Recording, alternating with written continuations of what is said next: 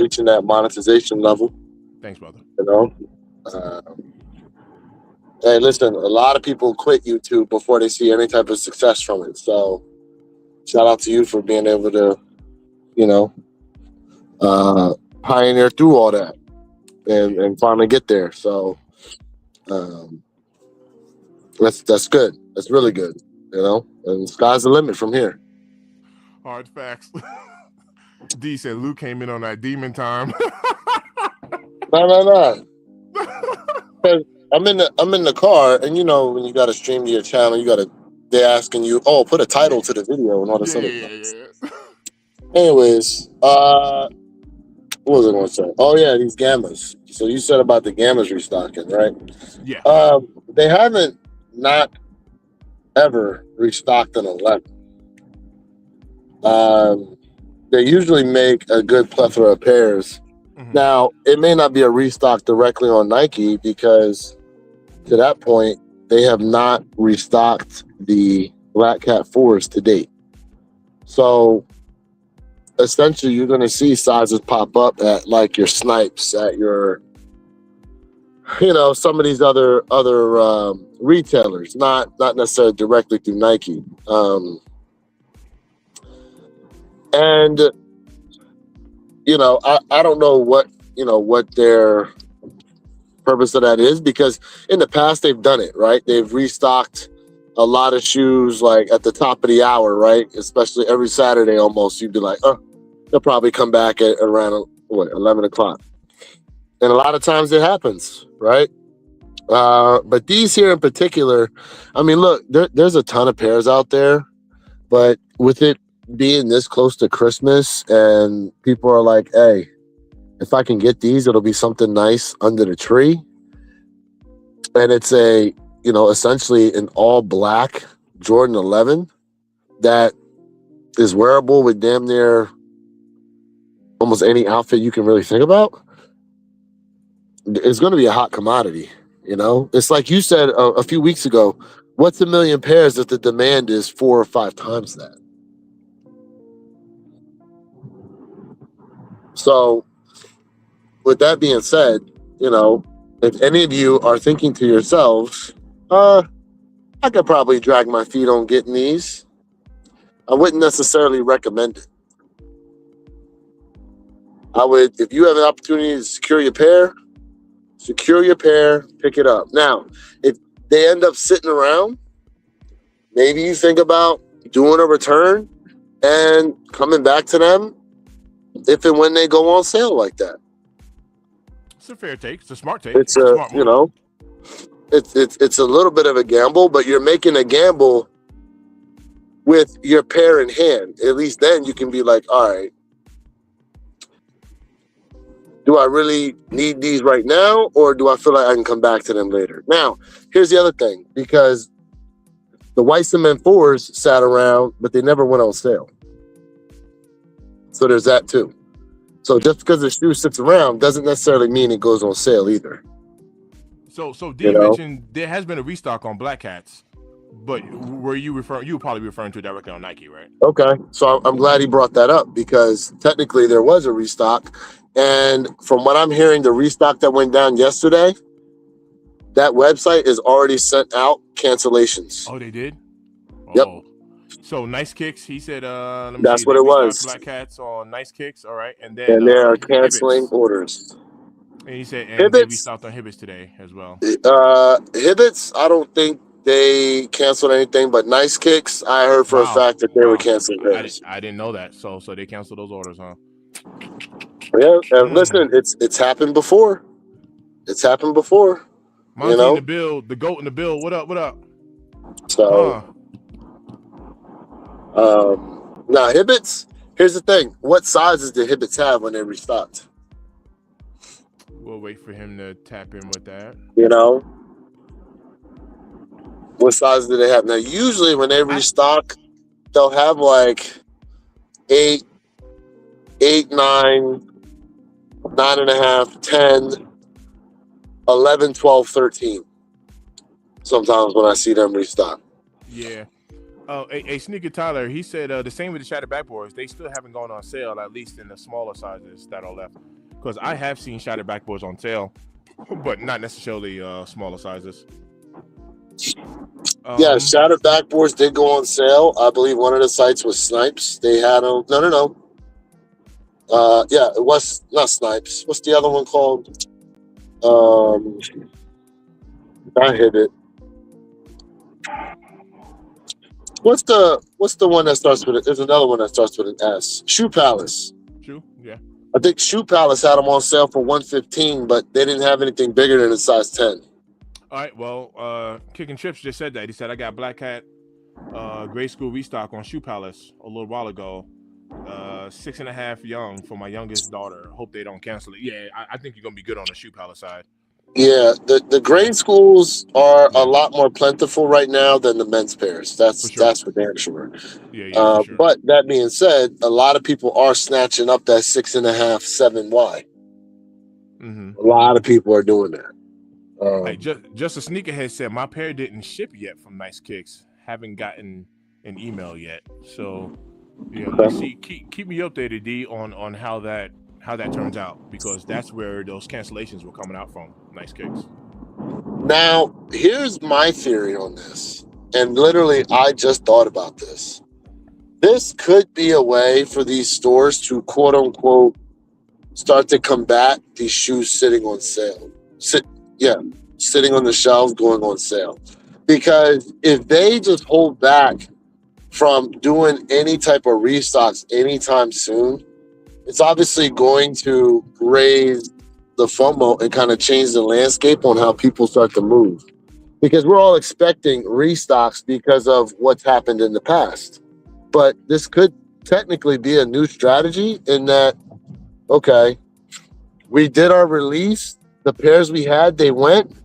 Maybe we have more, but you know what? For now, we're going to hold on to these until a later date. And essentially, everyone's just kind of waiting for a restock to occur that just has not happened yet. Right. And the other thing is, too, have you heard about this possible 6-day event for the Sneakers app where they're supposed to be bringing back unknown pairs, but apparently they're supposed to be hype pairs? No, I haven't heard about that yet. Well, where's that at? Is that on the Sneakers app? Well, here's the problem. The problem is there's a lot of American content creators that are talking about that event, and they fail to mention that it's for the UK only. Oh. Yeah. See, that's the caveat to that situation, because the first time I heard it, I went looking for it, and I didn't see it on the Sneakers app anywhere. But when these guys are talking about it, they don't mention it's a UK event. And now we've seen the UK get restocks. Bro, remember when the UK was getting restocks on SB4 Pine Greens? Yes. Oh, yeah. Multiple times. They got restocks multiple times on the Lost and Founds. The Lost and Founds. Like, they were getting a lot of things. Bro, there was a lot of Kobe's. There was a lot of things they were getting. They like even got, dude, they saw restocks on Travis Scott's. Mm-hmm. Yep. You know what I mean?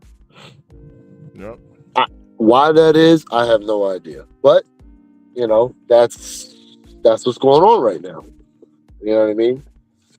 Yeah. I mean, look, let's keep it real. Like, without the American market, a lot of these shoes essentially they definitely will just sit around.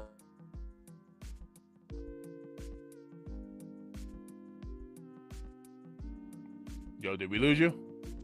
Overall, Gammas are going. Listen, they're going to be an easy shoe.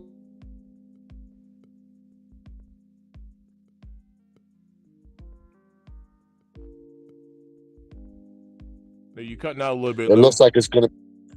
Am I? Yeah. At least on my end, you are. Hold on, give me a second, because I'm about to walk in the house where I have. I can hear you now. I heard you say Gamma 11s, and that was pretty much all I heard.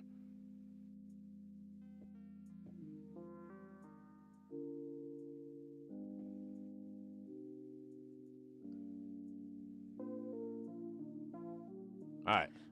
I don't know what happened to Lou there. He said, I meant to ask you guys about the future GT you brought up a few days ago. I had no idea they were going for so much money. Why? Low stock?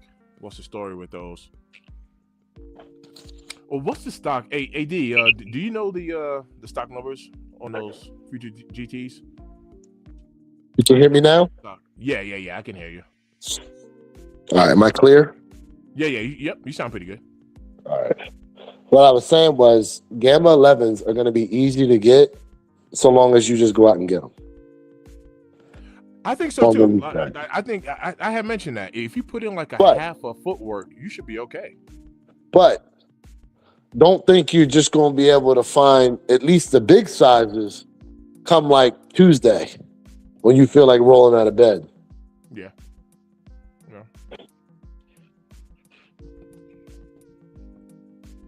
That's a fair take. Arguably, like, you got to remember too, like this shoe, bro, it's been 12 years since the first time they ever came out. So you know how many old school sneakerheads that have gotten out of the game are going to come out the woodwork for this shoe? Would they? You don't think they're comfortable in their Brooks right now? Say that again? Don't you think they're nice and comfortable in their Brooks right now? Nah, bro. I'm telling you right now. The 11s always bring out a lot of people, bro. The 11s always bring out a lot of people. Because think about it. Remember when you went to the store to pick up your Black Cats and you had that dude standing there trying to get his pair and you're like, oh, you told me to come up? Bro, this is the shoe to where they don't know nothing about how to cop these shoes, but they gonna come out to cop this shoe.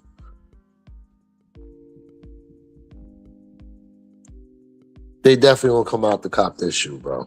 Mm-hmm. You ain't seen it in 12 years. Yeah. 12 years. Yeah. Fair, look, it's a fair take.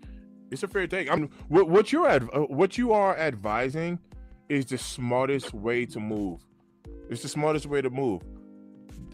JD, look, for anybody that has a JD status account, this was a 0-point reserve. You have absolutely nothing to lose, points included. You had nothing to lose to reserve a pair. You could reserve the pair and not pick it up. It's all good.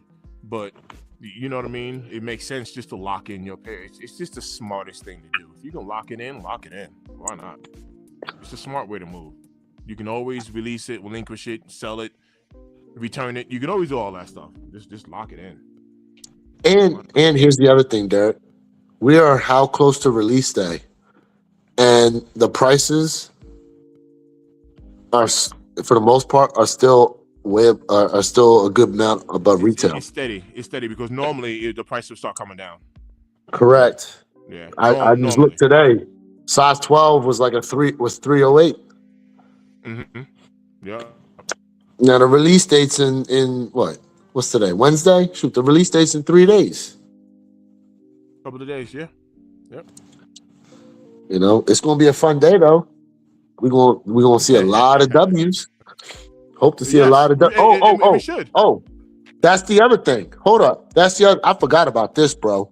Tell me why my Saturday pickup time is between 11 and 2 p.m. Yeah. For JD, that's what they've been doing. DSG they changed it up. 10 to no, it's been like that. JD. No. Hold on. It's been like that for during the week. Remember, it used to be when they were doing the releases on Saturdays, you had up until about 5 o'clock. Nah, most recently, it's the JD put that same time on there. 1,000% most recently, yes.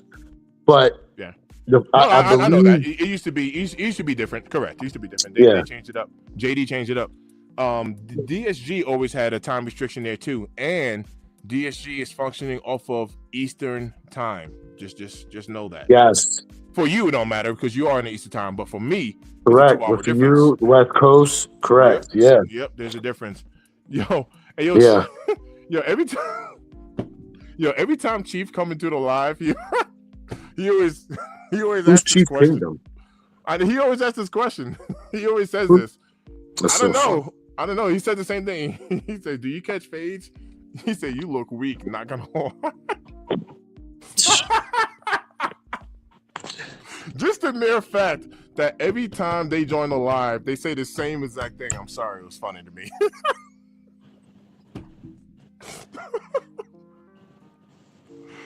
Oh, real quick. Kicking Trips had asked the question. He said he meant to ask us about the future GTs we bought up a few days ago. He said I had no idea they were going for so much money. Why? Low stock? What's the story with those? The future GTs. What was the stock numbers on those? Do you know? You know, I'd have to go look it up. I don't know, but Okay.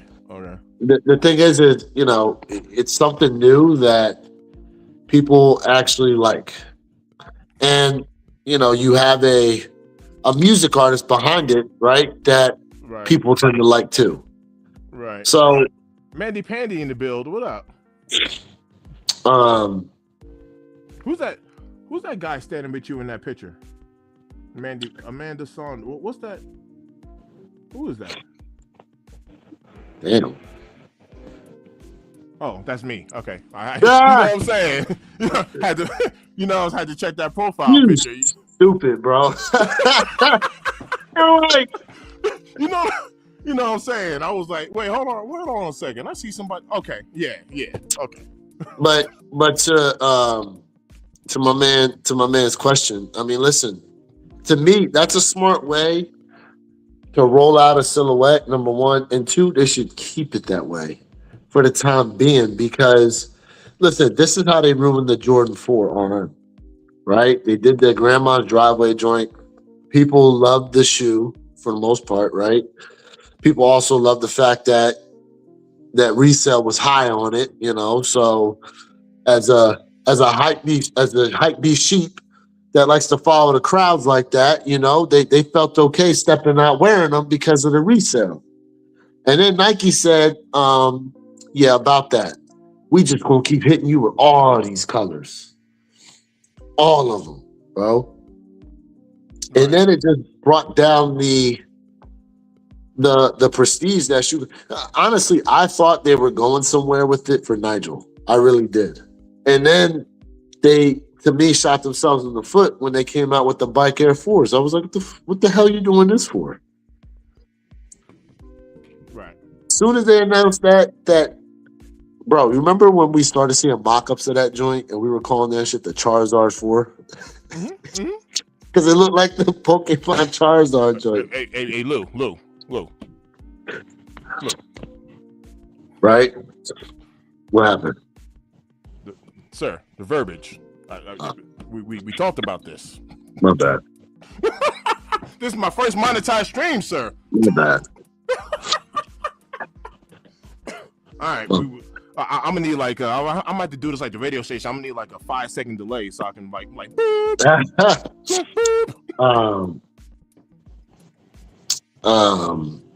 What was I saying? Oh yeah. So, anyways, but yeah, they killed their own shoe. Now we'll see what happens with these. You know, I don't think they're a bad shoe. It's just for me personally, it's not something I would rock. You know, but I think they look good. I do think they look good. Hey Tyler, do you like these Balvin 4s? Is that a good sheesh or bad sheesh? Where you at? Speaking of which, I'm hearing those Balvin 4s are the colorway that we've seen are supposed to be friends and family. Well, it makes sense. And essentially, they're going to be coming out with a different colorway for the public.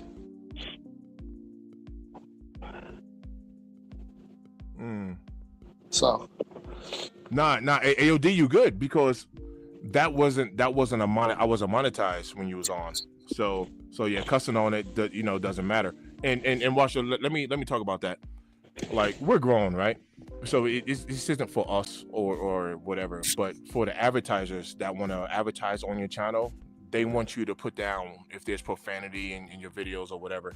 They want to. I'm learning all of this. I've been monetized for a day, right? But so I'm researching all this stuff. But they're saying that, depending on the type of content. Let's say you do reaction videos to like murders and gore and hardcore gory killings and stuff like that. Like, advertisers might not advertise as much on a topic like that as far as, because it's not the friendliest content, I guess. That's all that's about. That's really what it's all about. Yeah, I mean, because they ask you is the content for kids, Correct. right? And you know, even though it's not for kids, because none of my videos are, like, literally, you know, but we'll see how Yeah, it but goes. see, okay. So here's the thing: it's asking you that because if it does, it will show up in like YouTube Kids. They'll scrutinize it against the age restricted part of YouTube. Mm-hmm. That's why. Oh no, for sure. And there's a lot of things you can't do with your video. You know, when you put it down, as far as like made for kids, it actually restricts a Yeah. lot of things, you know, in your video itself. So yeah, none of I my mean, content. part of that I is don't cuss. I don't cuss in none of my videos. Like, literally, I do not do it. And I'm aware of it. You know what I mean? And I still don't say it's for kids. yeah. Like part of that's. I mean, honestly, that whole thing we're talking about is part of the reason why TikTok was under so much scrutiny because some of the characters that were popping up on there that were specifically targeting children. Right.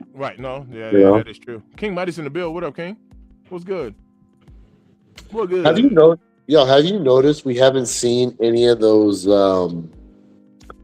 dangerous like challenge videos anymore? Remember when people were climbing the crates? Oh yeah. The climbing the crates and falling off of them. Yeah.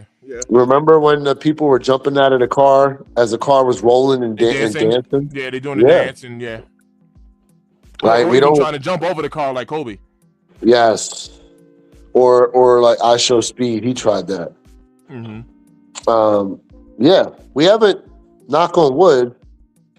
Because there was another one I saw where what was it? People were like putting that stuff on their hand and trying to light their hand on fire and do all types of nonsense. Thankfully, we haven't seen that stuff as of late. On You know? I did see a pretty gruesome. I mean, you see how I laughed up front because I shouldn't laugh at it, but it was kind of funny to me. I did see this gruesome video of this cat messing around with a firework, and it looked like it was a mortar. Like he was supposed to drop it into the tube, but they were holding it, and he's like, yeah, I'm probably gonna hurt myself doing this. I didn't read the instructions on it or anything, and somebody else lit it, and almost instantly, like when he like got the flame and that fuse, it was like, pow! I mean, it blew up instantly. Yeah. Instantly, and the guy ran away, and all you saw was like his hand. His hand was all bloody. You saw blood dripping from his face. I was like, ah. Yeah. Yep.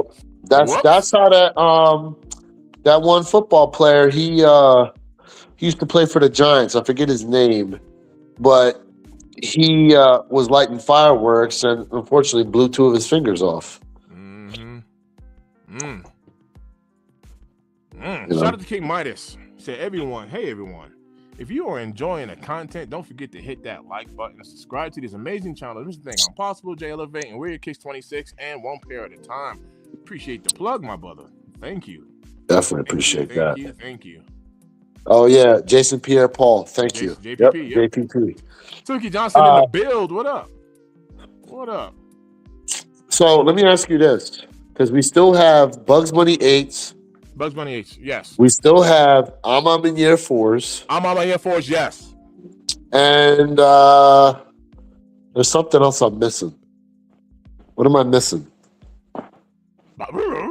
The Griffies just came out. I'm on 4s. Oh, apparently those Costco SBs are being pushed to January, I think. Mm-hmm. There's something else supposed to come out the rest of this month. Yo, the more and more I look at these dark mochas, I ain't gonna lie. Listen, I want them, but I'm gonna wait. Nice. I'm gonna wait for them to go on Sneakers app. I'm not paying. I'm a Meniere that shipping. Yeah, I don't blame you. Yeah, I don't blame you. But you want to know what though? And I'm saying this actually respectfully to the shoe because we already know, with Armand, you get better quality, right? That's already there. But I'm saying this respectfully. Yep. These, you can't even compare these to the Cave Stones though. Like this isn't even like a Cave Stone battle now. Like these colors are completely different. It's completely different than the mock-ups that I saw before. Yep. I mean, these were going to beat the Cave Stones anyway because it's an Armor, but now, I mean, yeah, this color isn't even. I mean, a Mocha versus the Cave Stones. The Cave Stones are pretty much like gray, bro, for the most part. Correct. So yeah, these are two different. We're talking about a Mocha. This a Mocha is a brown. You know what I mean? So yeah, this is two different colors now. Correct. But I mean, when you put them next to each other, you really see the difference in them. For sure. But yeah, for sure. But I'm liking these joints though. I like them. I do. I think these are really nice. Personally, I think it's the best Armor 4 they've put out. Oh, nice. Yeah. Nice. But listen, I'm ready for them to. The 6 was decent. I wasn't that interested in the Armor 6, but I'm willing to see like what else they do. You know? Man, you sound like you might be catching a little cold, man. You all right? Yeah, nose a little stuffed. I hear it. Oh no, Nose somebody needs a little nasal flush. Yeah. A little nasally. Yeah. I feel better. It's all good. Yeah. Dory said it looks like that expensive leather couch. Yeah, Yes, it does. It does. Yes, it does. Don't it? It does. That it does, bro. I like the way these joints look, man. Like I really do. Now that we got official images out, it looks way better than I thought. Yeah. It's one of the better it's one of the better 4s that have dropped this year. All right, collab wise, where do you rank them? Between Brick by Bricks, Undefeateds, and these Armor 4s. Oh, the Armor 4s will go underneath both of those, bro. Oh yeah, I mean, I'm a little biased. I'm definitely a little biased with that one. Beautiful shoe, but now. With that being said, outside, because obviously it is a collab, but outside of that, I will put those above every other 4 that we've had. Well, don't tell Jay that. No, because I was just about to say I don't know if I would put it above the White Cement 4, but I would put it above the Red Air Force. I'm a little biased with my SB Navy though. I ain't gonna lie, I'm a little biased with those. I'll have to get them in hand before I put those above my SB Navy 4s. But I probably would. Look, Taking Trip said Undefeated for sure. So you will put these ahead of the Undefeateds? Wow, is that what you're saying, fam? Would you put these above the Undefeateds? I'm curious. I think, listen, I honestly, in terms of quality and color,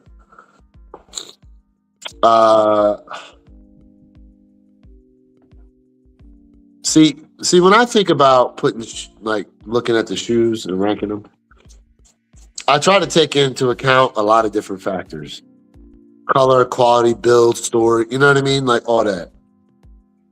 Now, because I've seen other Armor Miniere 4s, in terms of it being a Armor 4 again that we're getting, that kind of brings the point scale on it down for me. But in terms of build quality, presentation, like all that, when you look at it,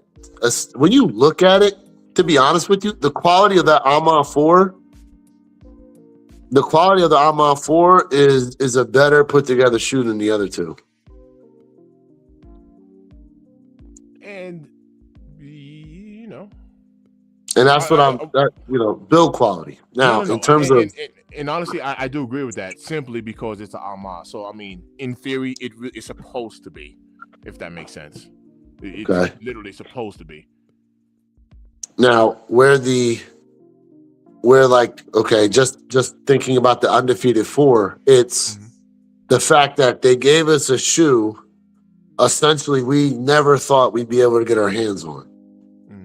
Now, technically, we still, quote unquote, don't have our hands on what the original build was. They gave us essentially I don't even know what the right word for it is. Not necessarily a replica, but they gave us something, right? Yeah. They let it's the undefeated four for the people. Let's just put it that way. How about that? Right. Right. Okay. Now the brick by bricks. The thing about that shoe is it's the first of its kind, in a sense. Jordan 4 with Bike Air on the back. Correct. You know. Correct. Yep.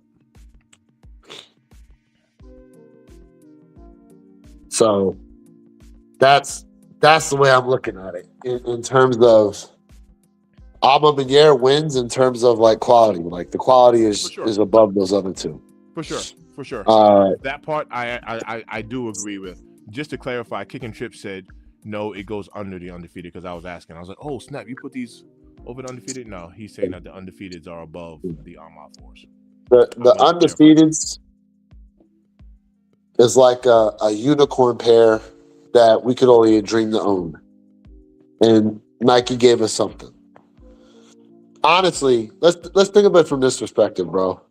If they never ever dropped the Bike Air 4s, none of us would ever think to ourselves, oh, what if they put Bike Air on the back of the shoe? Mm-hmm. Like it's just something we've never had before. And it was executed in a great way. Not only did they make the shoe nice, but the box presentation, the whole story behind it, like everything that went into the brick by bricks was done very well. Mm-hmm. But again, if they never made that shoe, no one's sitting here thinking to themselves, oh man, what if they made a shoe that represented like the bricks of New York City and right, putting Bike Air on the back? You know what I'm saying? Like, right. So, yeah, no, that is a fair. Let me ask you this. Fair take.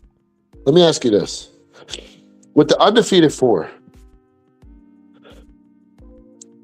what change would you make to that shoe? Because I have one. Oh, with the undefeated 4, what change would I make?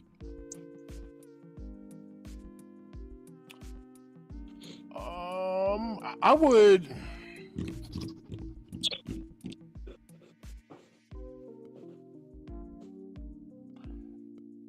I mean, initially, I would say the initial materials.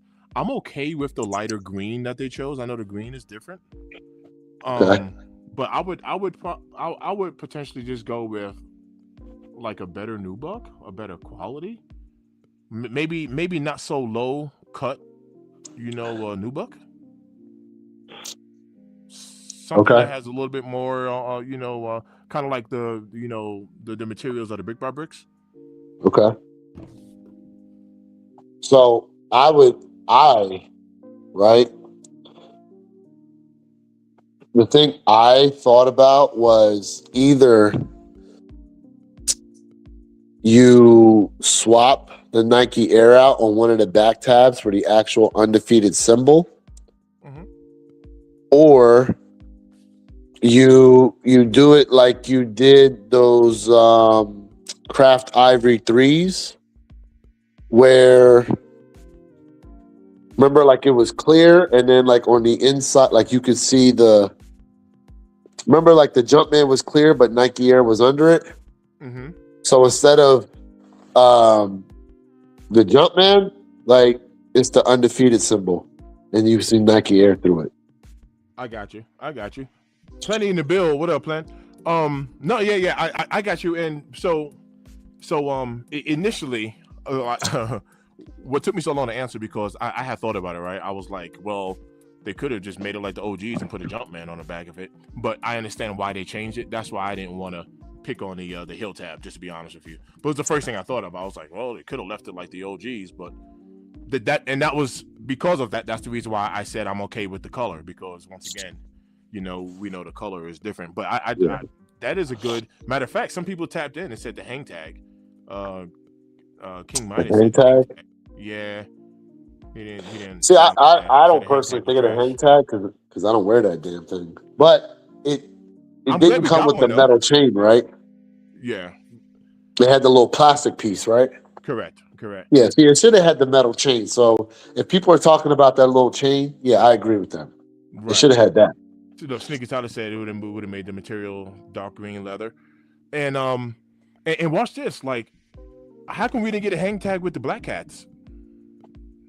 Didn't the previous version come with a red hang tag for Yeah, the Black Cats? the thick red hang tag. You're right. Thick red hang tag. We didn't get a You're hang tag absolutely with the right. Black Cats. You're right. I'm kind of scratching my head on that one. Like, for real?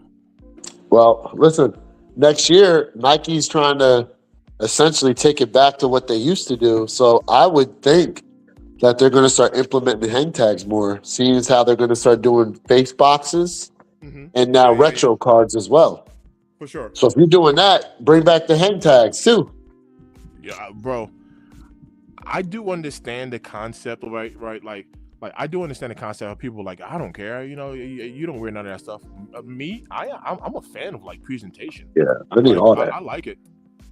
I like it when we have a nice box, right? Remember the shoe tree, the shoe trees, you know, the actual plastic shoe trees we used to get. You know what I mean? Whether it's some tissue paper, whether it's a hang tag, whether it's a card. I'm here for all of that stuff. Like, I really am. I can appreciate like the craftsmanship, you know what I mean? Even if it's just something that's printed off and it's just a generic card, I want it. You know what I mean? I can appreciate that stuff. Yo, you ain't never lie about that because so I have the 2013 pair of Gammas with the hang tag, the plastic hang tag. Mm-hmm. Bro, for as much as they charging for these 11s, you mean to tell me you can't, bro? And you know damn well them plastic shoe trees was what? Probably half a cent on the dollar, bro. Right, it's nothing. It ain't costing them nothing. Hey, just a sneakerhead. I'm gonna say it again. I can appreciate a nice box. Pause. Oh, look at that, using that Gamma Blue. Yeah. We work too hard for our money. Like this right here, fam. This right here, yes. Yeah, look at that. Yep. Absolutely. And look, I'm sorry if I'm missing a bunch of comments. It's hard to see on the phone. Shout out to everybody that's tapped in right now. You good? On the night, man. Celebrating our guys' milestone achievement. You know, all that good stuff. You know? Hey, thanks for tapping in. Like literally, everybody, thanks for tapping in. I have finally hit monetization. For those of y'all that's new who's tapped in, look, I'm going to talk to my content creators right now. For anyone who is not monetized yet, I'm going to tell you, this has been a gruesome process. It's been very extremely painful. It's been tiring. It's been stressful. It's been all of the above. It was nothing easy, you know, for anyone who's done it and it was a walk in the park. Congratulations, because it was not for me. I mean, this was a 3-year process. I look at this like a 3-year internship with YouTube, and finally, the internship is over. That's how I'm literally processing this. So, anybody who's in this thing, don't give up. That's all I can. Just stick with it. Don't give up. Real quick too. That reminds me. For those of y'all that tap in on Saturday mornings, it changes things now. You said yes. Yeah, that's right. On Saturday mornings, I will no longer be live streaming my personal channel. We will all be connected to one pair at a time. You are absolutely correct. Good looking out, Day. I appreciate you. Salute. I appreciate you. We got Heart for the World. Hey Lou, this is the church right here. Heart for the World Christian Center. This is the ministry. No way. That's the ministry right there. So wow. So our next event we have coming up is going to be the Christmas outreach. I live streamed the Thanksgiving outreach. The Christmas one is the Thanksgiving one on steroids, right? So that's the biggest event that's happening right there. Kicknology in the building. Yo, what up, fam? Appreciate it. Oh, that reminds me. Y'all got to go check out your boy on IG. They got him and Plenty Hardaway got something going for the Bugs Bunny 8s. Speaking of, I think Plenty is still tapped in. A truth. Let's try to coordinate something. Me, you, and Plenty, man. So we can get a live stream going. Try to get something going here. December 20th is the outreach, by the way. December 20th. We got shout out here. What's good? Where your kicks? What's good? What's good? Hey, don't forget, you got something to set up with the guy that was on with us on Sunday. Your boy who served that time. Yes. Yep, car guy. Yep. Yes. Yeah. Yes. Car guy. Yes. Yep. Yes. For sure. Yeah. Sure. All right. Cool. Plenty's still here, so he said, "Let's do it." All right. Yeah, man. We'll coordinate. We'll get something going behind the scenes. Yep. Say yes, sir. Giveaway of the Bugs Bunny 8s. They doing a nice little giveaway. Yeah. I think I tagged you. On IG. Yeah. I had peeped. Yeah, man. Somebody's gonna get blessed. Hey, listen, ain't nothing wrong with free 99. Shoot. That's right. Ain't nothing wrong with that. That is correct, though.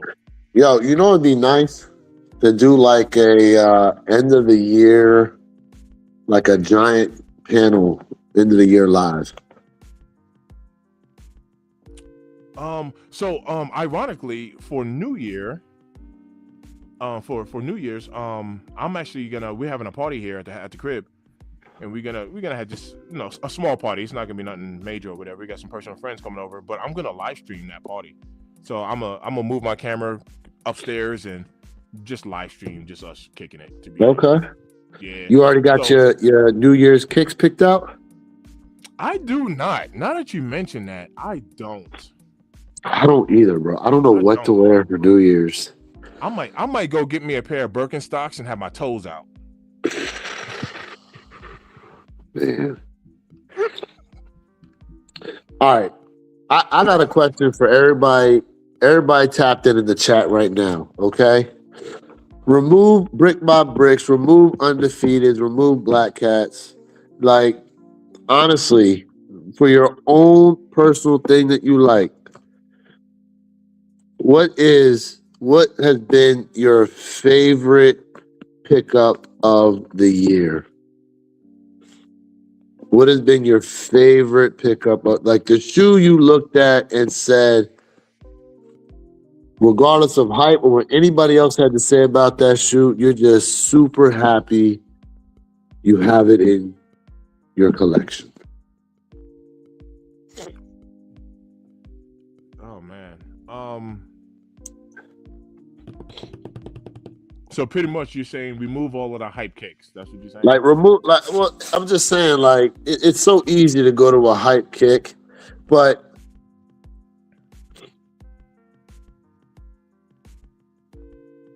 like, honestly, with everything that released this year,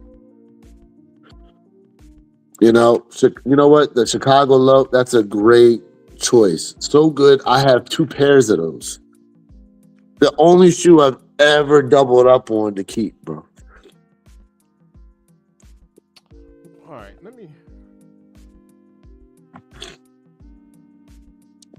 Like, listen, I love the fact that I have the Undefeated. Like, I love the fact that I have the Undefeated 4 more than the Brick by Brick 4. But, and the thing I love about the fact of it is the fact that thank God I got it for retail. That's one. But I don't necessarily think those are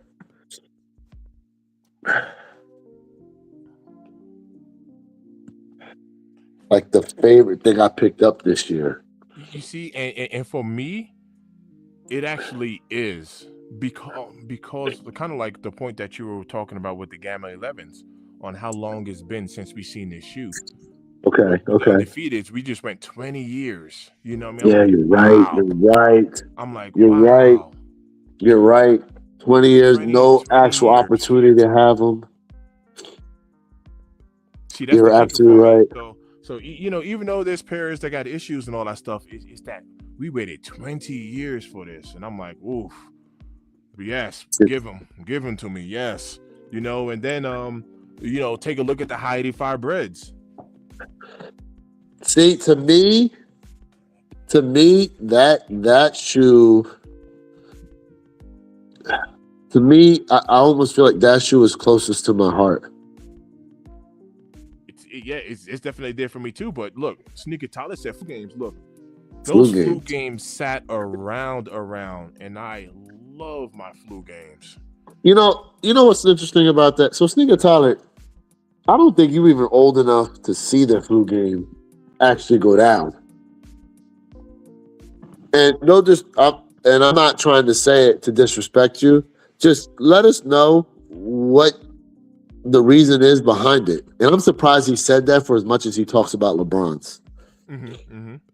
Yeah, that's a Oh, fair Sig said flu games too. flu games. Yep, he said one shoe is too many to list, and that's one thing that's kind of monumental about this year, right? I had said this in my my soft pink, my Jordan 5 video. You know, being that this is the 35th year anniversary for the fives, I'm like, take a look. We got Tokyo 5s, you got grapes, we got fire red, we got the metallics, we got the pink awakes, the racer blues. We getting 5 at the 5 at the 5 at the 5. I'm sure we got more than that. I just don't have them, right? Oh, the 5s that just dropped. What's the black ones? The Saint Germain. Pierre Saint Germain's. Yeah. We got those. You know what I mean? Like they've given us so much, but then again, I'm not complaining about it. I'm like, this is the 35th year anniversary. Man, we got blessed. We literally got, bro. I still need Tokyo 5s. I do. I need Tokyo 5s. Well, I'm good on them joints. I'm good on them. Like, man, I was happy I hit them for retail, but oh, I can't wait. Kicknology said people gonna be mad at my top 10 list. I can't but see, wait. like it's what he wants for himself, you know, like. Oh, nah, I can't wait. I'm telling you, I can't wait because I'm gonna enjoy it. I'm gonna enjoy that for sure. Honestly, I feel like I do. I just kind of feel like maybe my favorite two were. I mean, I doubled up on Chicago Lows, and I have no double ups of anything in my collection. But for some reason, something said get 2 of those. You see, and I think love a monumental kick, a white cement 4 though. Like that's come on. I didn't have a white cement 4, you know, in my collection anymore, bro. I needed that kick. It's crazy though, because as much I like the shoe, but I'm glad I have it, but I'm not necessarily like my heart ain't skipping a beat for them joints. Well, all right. Let me put it to you this way. And I'm saying this like all hype beast aside. So this is zero hype beast. I would take a white cement 4 over a brick by brick. But I would take an undefeated 4 over the white cement 4. So if I had a choice, like if I had a choice and someone was like, yo, white cement 4. Wait, say that one more time. I would take a white cement 4 over a brick by brick, but I would take the undefeated 4 over the white cement 4. Yes. 100%. 100%, bro.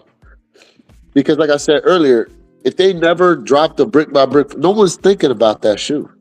If they never came out with it. But an undefeated, yeah, for sure. Definitely over white cement 4.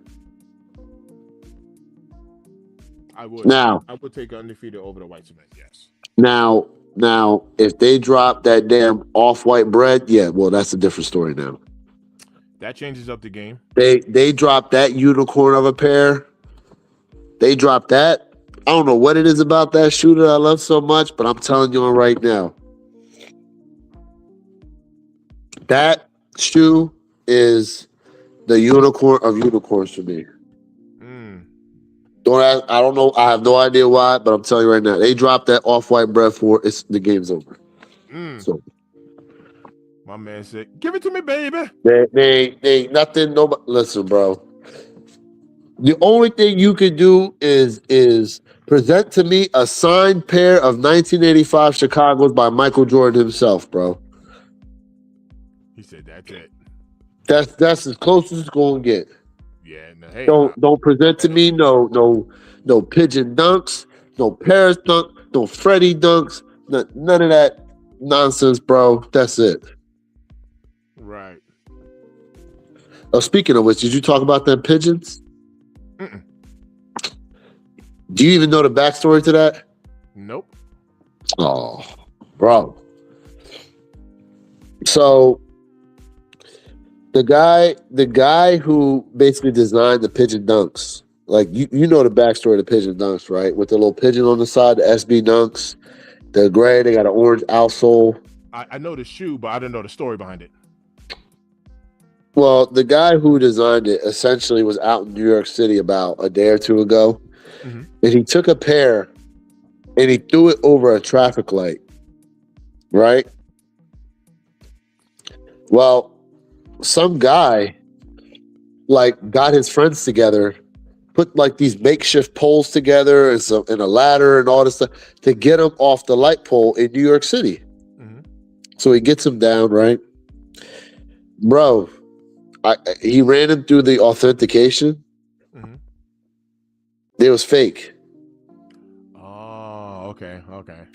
So now there's like this huge controversy Uh-huh. as to why. I can't think of the guy's name. Damn, they said the dude's name. I can't think of the guy's name with that dunk. Chat, help us out. In other words, the guy who designed it took that pair. It was a fake pair. And I'm like, why the hell does my man got a fake pair of his own shoe? Mm-hmm. And, he could have like at least signed them or something. Then, I mean, the it was same for decoration, right? It was supposed to hang around the light. hold up. Are we not done yet? Because after all the scrutiny about the situation, the dude himself stepped up to say something and said, he essentially said, and I paraphrasing here, does it matter what warehouse or what factory distributor they came from for the shoe? He's like, arguably, that guy is going to find more value in the story he gets to tell for that shoe than anything else. Jeff Staple, thank you. That was his damn name. Jeff Staple. Yep. Bro. So ultimately, he's admitting the fact that it was a fake pair. Well, he never actually said they were fake. He just said, what does it matter what warehouse or factory they came from?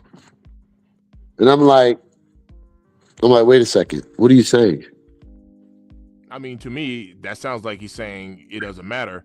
It's a fake pair or not. I mean, that's how I interpret that. But it's like the story behind it, the meaning, the sentimental value behind it is greater than whether the shoe is real or not. That's how I'm processing that statement. I mean, that's what he's trying to say. Yeah, so it's like, well, it matters because I still, hey, bro, cool story, but can I still get a real sneaker? That'd be my take on it. Yeah, like it'd be dope that if the shoe being fake, bro, if he had signed the shoe, but they were still fake, to me, that's better than just taking a fake pair and just throwing them. Because anybody can do that. I agree. Anybody can step out there and throw a pair of quote unquote perceived $30,000 dunks over the damn traffic light. Yeah. And be like, first come, first serve, whoever can get them. And it turns out to be fake. You stop in traffic for some fake shoes. I'm surprised your boy ain't go back and throw them bitches. Oh, excuse me. I'm so sorry. Throw them Jones right back over the light. I caught myself. To your point, right? To your point, right? I can see, yes, if he would have signed them, at least having a signed fake pair still. This is funny to say. It still authenticate the fakes. I mean, because it's a signed fake pair. So now the fake pair is authenticated with his signature. If that Correct. makes sense, you know what I mean. So But yes, that's going to you're hold right. more weight. Okay, so let me You're right. ask you this. Right? Remember when they did the movie Air, right? Uh-huh. And Ben Affleck was going around doing the interviews, and remember when he had the Chicago custom Travis Scott Yeah, reverse yeah. high? I remember that. I Okay. remember that. Now we all know they ain't never made that shoe, Mm-hmm. but if Ben Affleck himself presented them to you and said, "Yo, I'm giving you my custom shoes I have made Correct. for the," now you're looking at a piece of actual memorabilia I that, agree. you know what I'm saying? Like I there agree. was, we know the shoe was never necessarily made by Nike, but it was made in commemoration Right. of the movie that he started. And guess what? They came directly from Ben Affleck. That's obviously going to hold weight Solid point. That is a versus solid point. my man going out there and saying, "Well, Jeff Staple threw this fake pair over the light pole for me to get down." Right. Right. Because in the As interim, a, anybody can have a fake pair and say this is the shoe. I mean, okay. as like a PR stunt, Correct. essentially. Correct. Yep. Yep. I dig it. I dig it. So I have 0 Jordan 4 or Nike Dunks out of 100 shoes. I never follow the crowd. Hey, Michael, you like what you like. There's nothing wrong with that. Went straight up. You like what All you right, like. I got a good question for you, Mr. Think. What up? If it wasn't for content creation, what silhouette would you actually buy more of?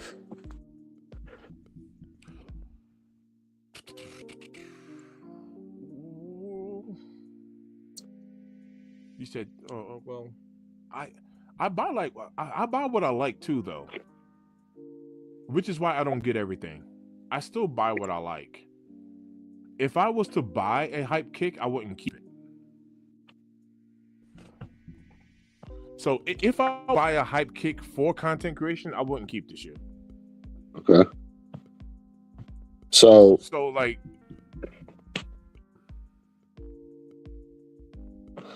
I'll tell you mine. What is it?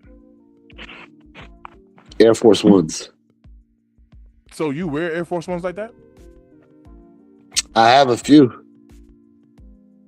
But if I had more room, and if it wasn't for like, wanting to do the content creation like that, there's a lot of Air Force Ones that drop that I'm just like, yo, I really like those. Wow, that's that. I mean, I'm surprised you don't buy them more. You know what I mean?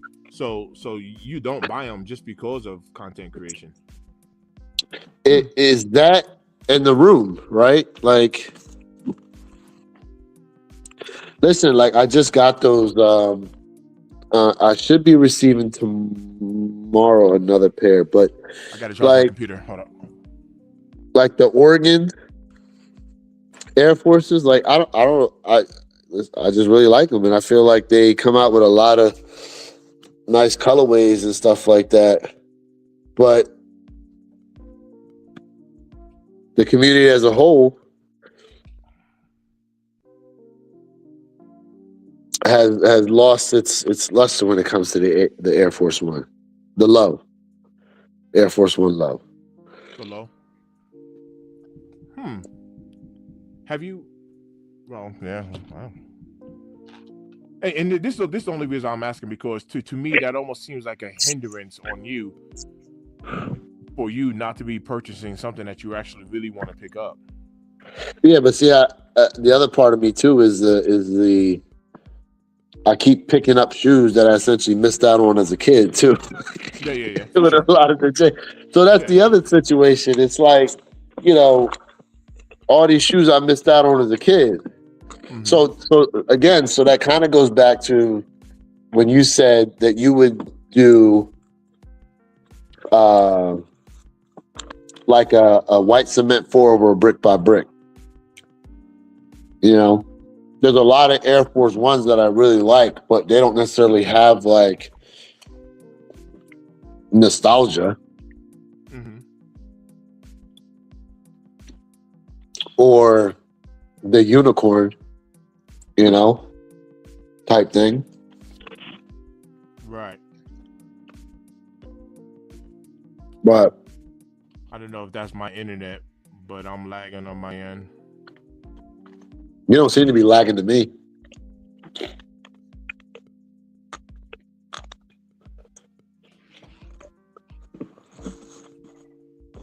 What?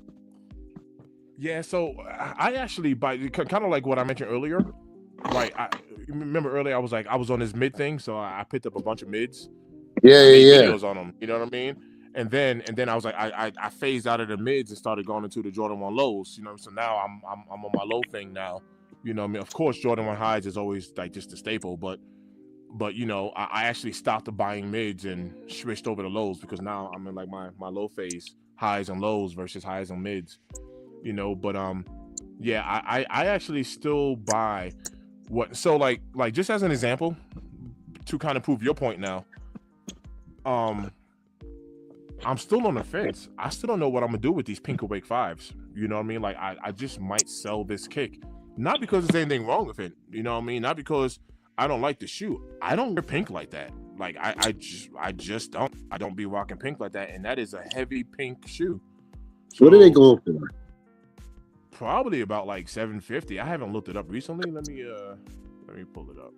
See what StockX is saying. I think I got a size 13 or maybe a 12. Let me see. I got a size 13 in those. You just want to flat out sell them, or maybe you want to wrap whatever goes off? Well, I've thought about selling them because I've kind of hinted that I'm gonna start a finance channel. I'm starting another channel, and I think this shoe would be perfect to in addition to whatever I'm investing into. I think this shoe would be perfect to show the sale of this shoe and take my original investment and put it aside, right? So let's just say the 250 or whatever. Put that aside here. Let me pull this up. So this is StockX, size 13. We're looking at the 695. Hey, like I said, you can raffle the Jones off.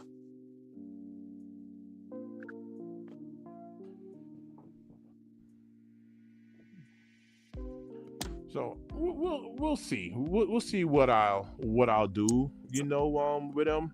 That don't necessarily mean I'm gonna get rid of them, but I mean, it's definitely not a shoe. It's not a shoe that I'm attached to. I'll flat out tell you, regardless of how much it's going for, I'm not attached to that shoe. It's Christmas time, you know. Well, this is another plan. This is another plan that I actually have for the channel. I want to create a higher tier channel membership, and that higher tier channel membership can have access to anything that I'm selling for below resale. So no matter what the shoe is, you can get it from me for below resale. No matter what the shoe is going for. So like just to give you an example, you know how your Jordan, the pale ivory, the elephant swoosh, let's just say right now it's going for $115. I'll sell them for $70 or something like that, or $80 or so. I'll sell it for below whatever the resale is. But Mr. Thing, it's $180 shoe. That's not what it's going for. So you know what I mean? I'm trying to think of a way to, but I want to have like a higher tier membership, and anyone who's involved in this higher tier channel membership, you have access to my shoes for below resale, which means that you're gonna have instant equity. It's gonna be instant profit if you buy a shoe from me, instant, right out the gate. If I was to sell my brick by bricks, it'd be worth you buying it from me. That's what I'm trying to say. I want to make it worth your while. You know what I mean? I'm not greedy. One thing I'm not. I got the shoe for retail, right? I paid $257 after taxes. Yeah, you did. For that retail. It's a $700 shoe, and truth be told, on GOAT, it's gonna be more than that. You add in the fees and all that stuff, and we're already up there. So you don't plan on wearing your brick by bricks? I'm not saying that. Well, like, look, I'm gonna be honest with you. Ain't no shoe safe around me, bro. It's a sneaker. Like, whenever I put on like my business hat, Like, it's a shoe, bro. I can watch this, and this is kind of like the strategies that I'm gonna share when I start this finance channel.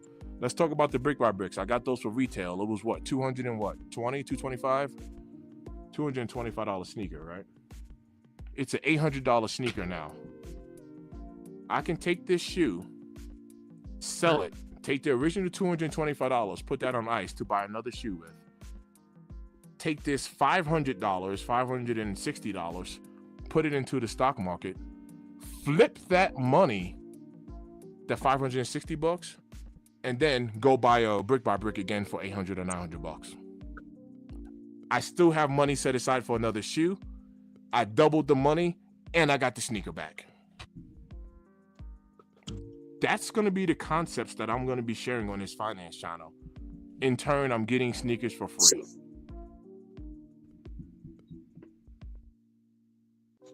So when someone says, you crazy if you spend $1,000 on it, I ain't buying no sneaker for $2,000. Yeah, me neither. I got it for free. That's the concept behind it. But I still got a $2,000 shoe. But the concept is, I ain't spending no $2,000 for a shoe neither. Are you crazy? I did not spend $2,000 for that shoe. I got it for free. And those are gonna be concepts that I'm gonna share on this finance channel.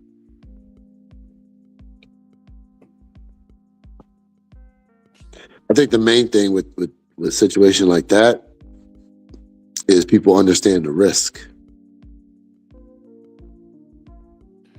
So when it comes to the finance part of it, yes, they can understand the risk. But when it comes to flipping a shoe, I mean, your profit is already there. I mean, like, straight up, your profit is there. Like, So, correct. So, but the thing is you come back to it, and now it's more than even what you sold it for. Which is fine. Remember. So in that aspect, doubled the money. I already doubled up. That 500 already turned into 1,000. I already picked up another shoe. The original investment, the 225, already went to going to another shoe. Yeah, but essentially you're paying more money than to get it back, right? I already got another shoe, bro. What do you mean? What other shoe? Oh, you're just using the money to buy a totally different. Well, you said to go back and get the brick by brick. No, what I'm saying is, I paid $250 for the brick by brick, right? Yeah. I sell it for $800. There's $550 profit. Profit, yeah, correct. It's the profit. This is what I could pay for the shoe. So you made your money back plus. I put this money right here, the 225. I put it on ice to go buy another shoe. I take the 550, flip that, make $1,000, $1,100-$1,200 out of it, right? This turns to $1,200. Now, even if the brick by brick costs $1,000, I got $200 that's still invested. I go get the brick by brick again. I got $200 invested and the 225 to go buy a different sneaker. It's a come up any way you slice it. Now I got the shoe back. I got $200 in investment, and I got another sneaker with the $250 from the original investment. It's a come up all the way across the board.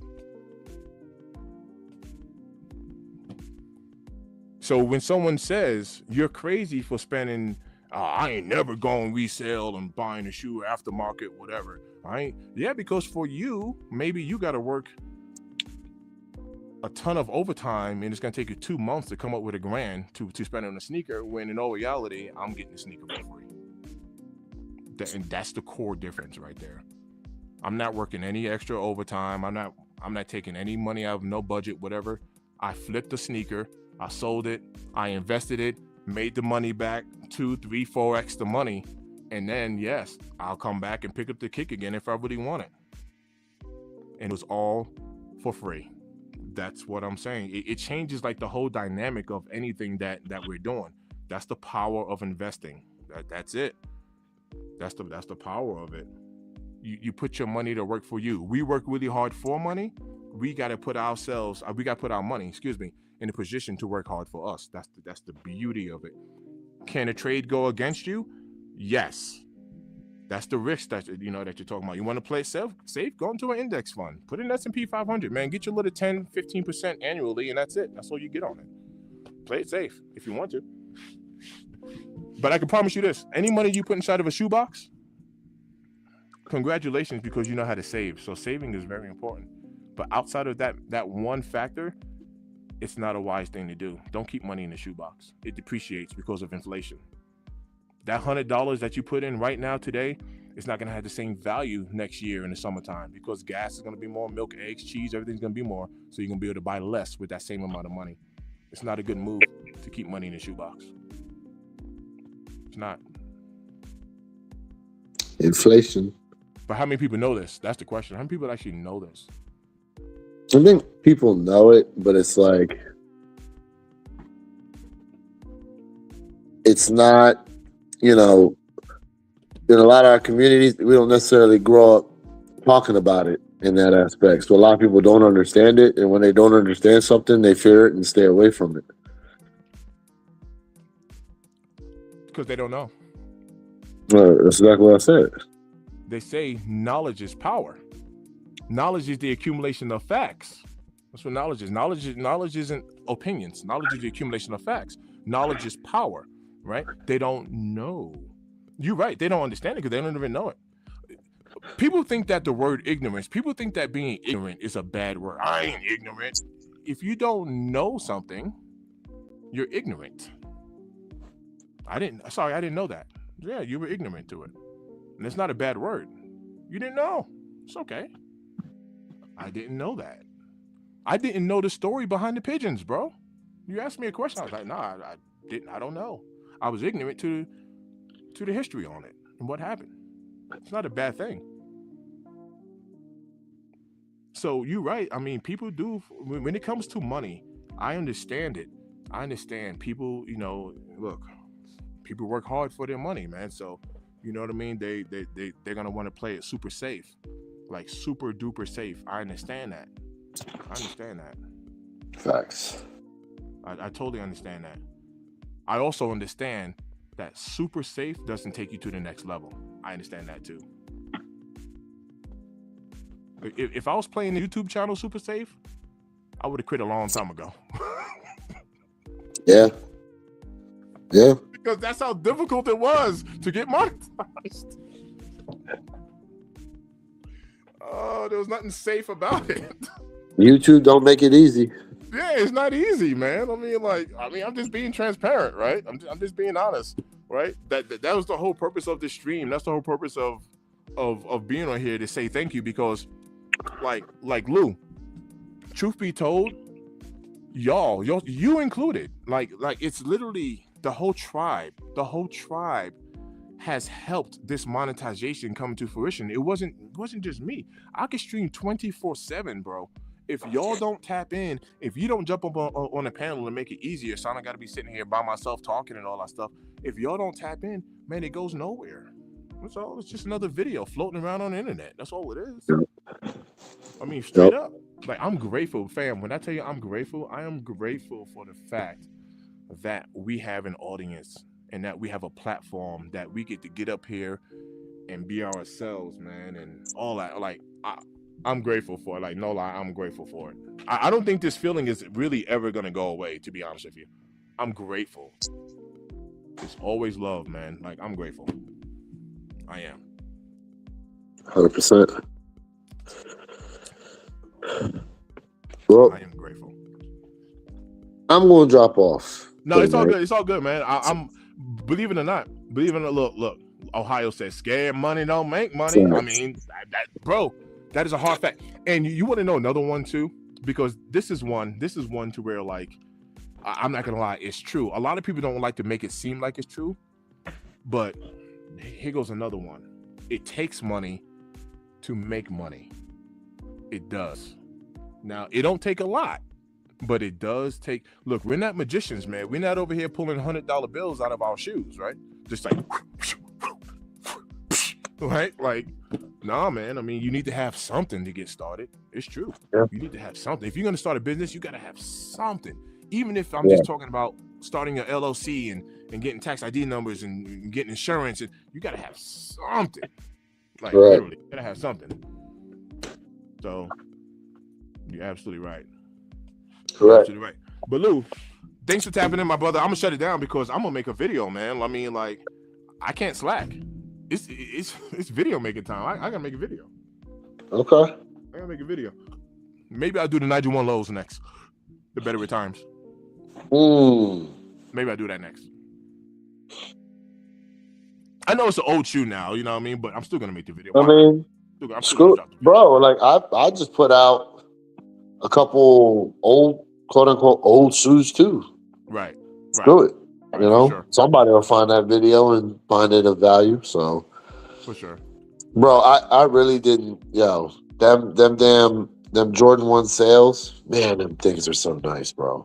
Yeah, I'm gonna spin a block on those. I want a pair of those. Oh, Nike be sometimes, bro, they just drop stuff out of nowhere.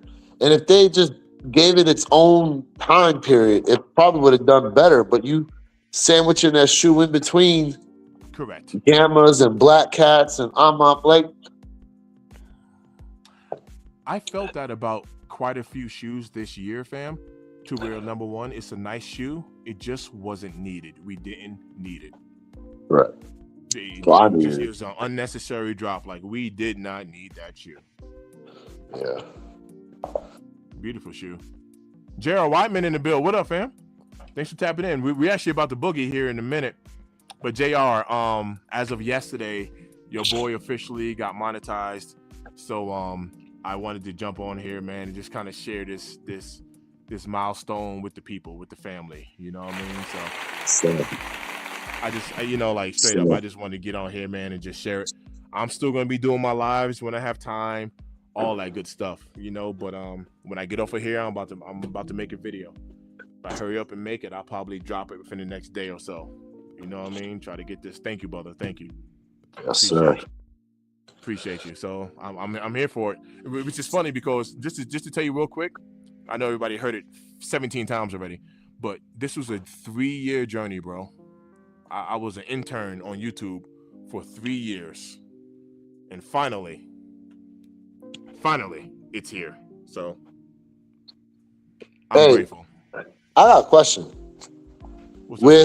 With what the pickup times are looking like on Saturday, how long are we going for? I can't go long at all. Pause, because I don't like the way that sounded. I don't like the way that sounded. So we're gonna take that back. Here we go. You gonna be getting them Cialis. All right.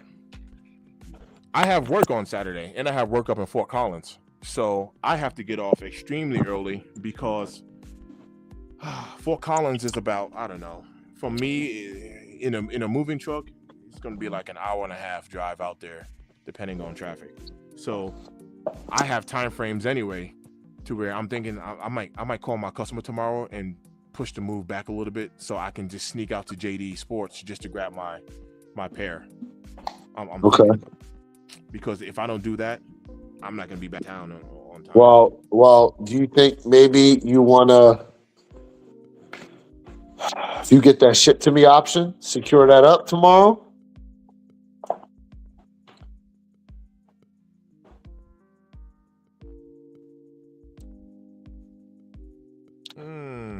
Yeah, I'm not sure.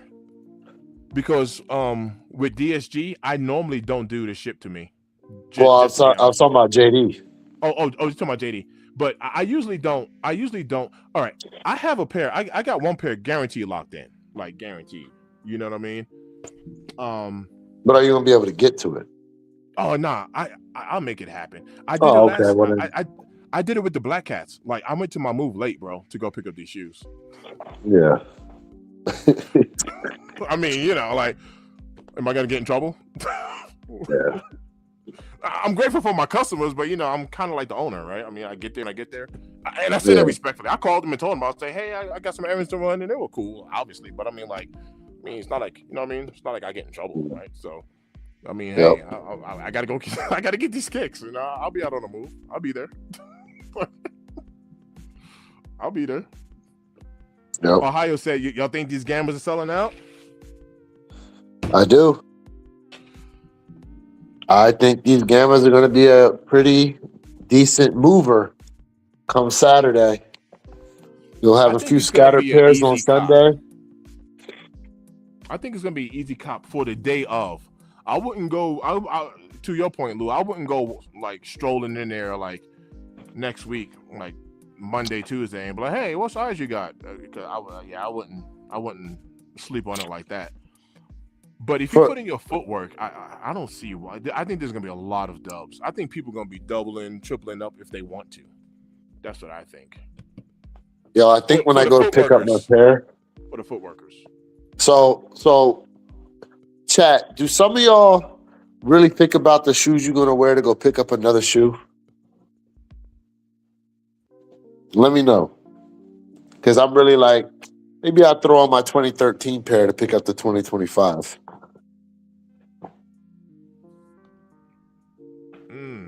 I usually don't even think about that. I just be finding something to go, all right, let me throw these on real quick. Yeah, he said. But I know I'm gonna some be people working. that do that. Yeah. Like Jay does that a lot sometimes. Yeah. Like he'll have a specific shoe, he'll go pick another shoe up in. Right. Yeah, I do know some people that do that. I've actually done it in the past, but I do have work, so I'm gonna have on like Flu Game 12s or some Jordan 2s. I'm gonna have work shoes on for sure. Gotcha. Yeah. All right. I'm gonna answer this question. I know you said you want the boogie, so if you want to bounce, I'm gonna talk to JR about this. Okay. Oh, yeah. I mean, yeah, I can answer that too, but I do gotta go. So Yeah, do your thing, bro. JR, I'll get with you, bro. All right, fam. Hey, shout out to everybody in the chat, man. Appreciate y'all tapping in. Congratulations again to Mr. Think finally hitting that monetization milestone. You know what I'm saying? So continue to tap in. Make sure y'all check us out. One Pet at a Time podcast this Saturday, 9 a.m. Eastern. You know, so long as nothing goes down, we should be good to go this Saturday. Yes, sir. But appreciate y'all, man. We'll check you all soon. All right. Peace. Thanks for tapping in late. Yep. One. Yep. All right, JR. Let me answer this. All right. He said, "What's one piece of advice that you can give that's not a generic answer about how you built your following to get monetized over 3 years?" Oh man, that is a great question. Let me start by saying I am huge when it comes to like research. I'm like one of those like research junkies. I'm pause, but I'm like the climb down, jump down the rabbit hole. I research, practice. That's me like all day long. This is what happens behind the scenes. So here goes my answer. You truly, and this isn't just for YouTube, but this is like life. If you want to exceed at something, if you want to be good at anything, you have to go above and beyond. And when I say above and beyond, I'm talking about like I've missed birthday parties because I had to work, and then you know what I mean, and that's how I was able to get a pair of shoes or multiple pairs of shoes, whatever, because I had to skip on a 4th of July barbecue in order to come home and make some content. Like and I'm not saying you, so this isn't directed towards you. I'm just gonna say you. When you're sleeping, I'm making YouTube videos. When you're partying at the bar and drinking and having fun, I'm researching stuff about the stock market and how to become a better content creator. That's what's going on behind the scenes that people don't get to see, right? So when the success comes, some people might even think it's a fluke or, oh, that must be easy or whatever. It's like, nah, man, it wasn't nothing easy about it. I put in countless hours and times and stuff behind the scenes in order to become good at something. When it comes down to a following, this is what I honestly feel when it comes down to following. And then I'm going to talk about YouTube just a little bit. A good leader don't pick their followers. A good leader does not pick. We ask, hey, like and subscribe, you know what I mean? Whatever, I appreciate you, boom, boom, boom.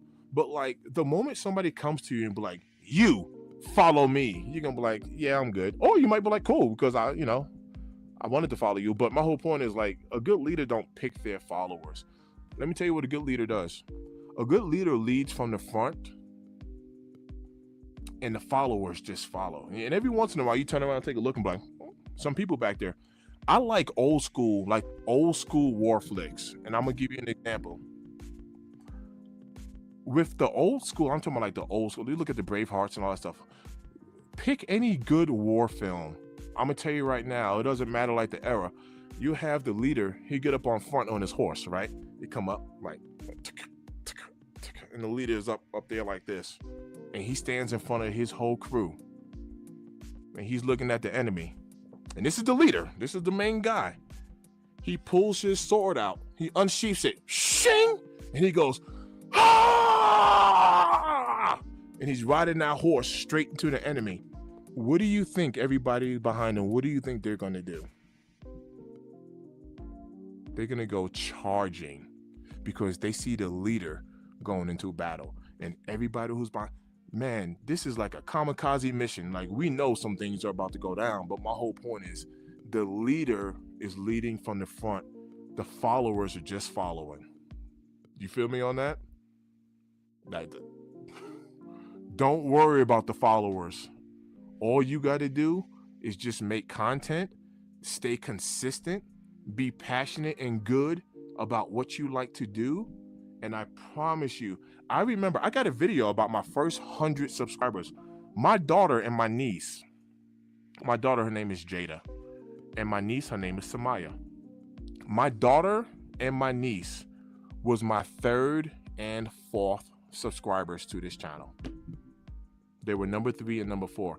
I legit had 3 subscribers when my daughter signed up, and then my niece, I had 4.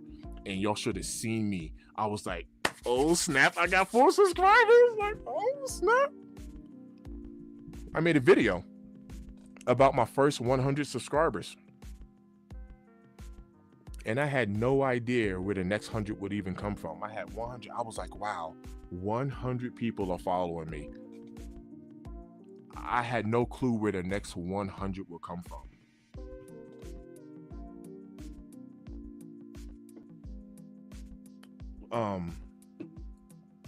Good looking out. He said biggest for you for staying true and staying consistent. Good looking out. And because I had said this earlier, fam, what you see, my name is Derek, by the way. I said that on the live stream earlier because people's like, yo, Mr. Think, I never knew your name, right? But people call me Mr. Think. Like, even when I go out to like sneaker pickups and when people see me or whatever, they're like, Mr. Think. And I'm like, huh? You know what I mean? Like sneaker cons and all that stuff. When you see me, like what you see right here, like no lie, what you see right here is what you get in real life. Like, this is me, right?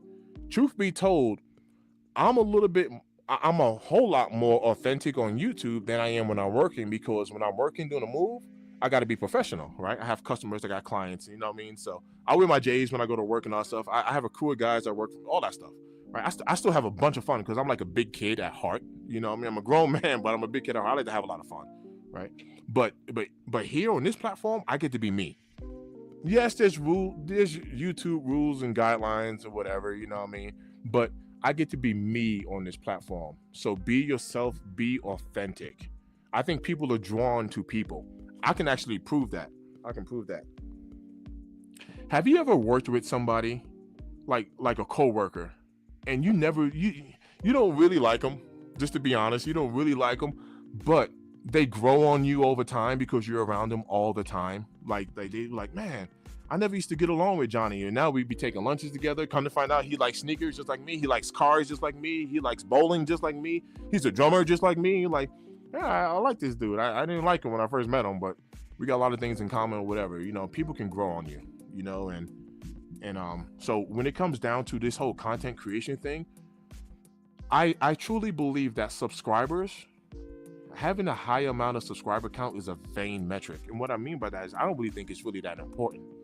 I think there's some bragging rights attached to it, you know what I mean? But I don't think it's important. Focus on just perfecting your craft. I'm constantly perfecting my craft.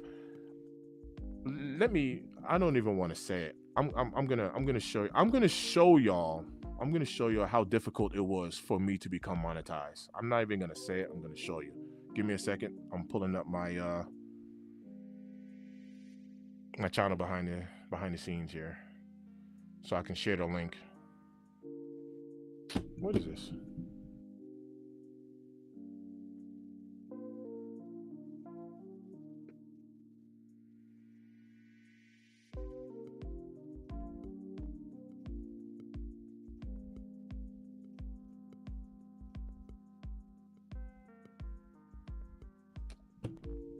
My bad. I'm over here. Oh, all right. I know what happened. I know what happened.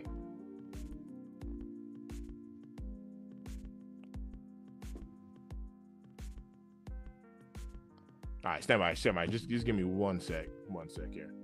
But what I'm gonna pull up is I'm literally gonna show like how difficult it was for me to get monetized with the YouTube monetization program. I'm on this 3-year journey right now.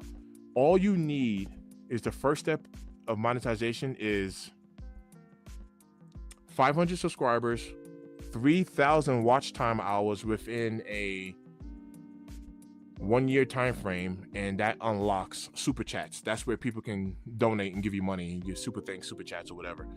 Or you can have 3 million short views within a 90-day time frame, which is, unless you're going viral with your shorts, it's not as easy as it sounds. Whatever. All right. Outside of that, that's the first stage of monetization. The second stage of monetization is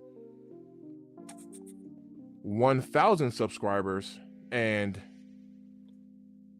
4,000 hours of watch time, and this is all within a 365-day time frame, or 10 million short views within a 90-day time frame. Once again, Crystal was on here earlier.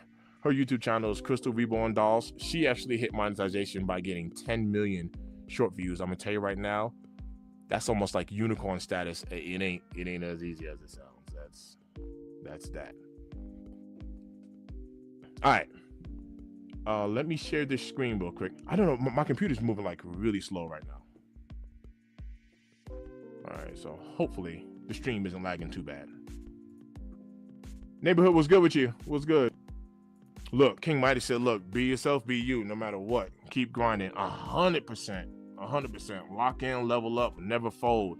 Stay focused, stay moving, no matter, bro. Like, I know that sounds like cliche-ish, but it's absolutely true. Like the only way, I honestly feel, you know, is, especially if you're constantly improving, the only way you don't get monetized is if you quit.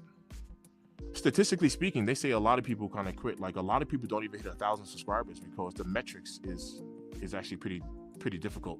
It's not I'm not gonna lie, it's not easy to do. You watch all of these, I watch all of these YouTube gurus. Oh, I got monetized in 21 days. Good for you. I'm in year number 3, bro. Good for, I'm not saying that, watch this. I'm not even saying that to be a hater. I'm not even a hater. I'm like, yo, good for you. Because that is not the standard. That is not, oh, man, that is not the standard. Some people can turn on their camera and just go viral. Must be nice. You know, this whole process can be discouraging at times. Now me, I ain't gonna lie, I think a little bit differently, right? Because I'm really big on like analytics. So I think differently when it comes to certain things. So me personally, I ain't gonna lie. Sometimes I kind of torture myself. I intentionally take a harder path when it comes to succeeding at things. I do that on purpose. I don't know why I do it, but I challenge myself in harder ways. I'm gonna tell you right now, I can easily have 10,000 subscribers. I'm talking about like this. I can easily have 10,000 subscribers the moment I start dropping nothing but short videos. It's a super fast way to get subscribers. It's a very fast way to get subscribers.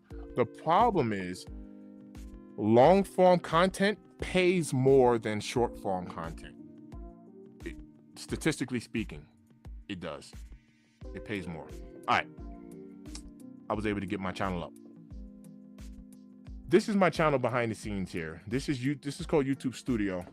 My computer's moving like super slow. I'm just trying to make it to where it's really not letting me zoom in too much. Hopefully y'all can see that decently, just decently.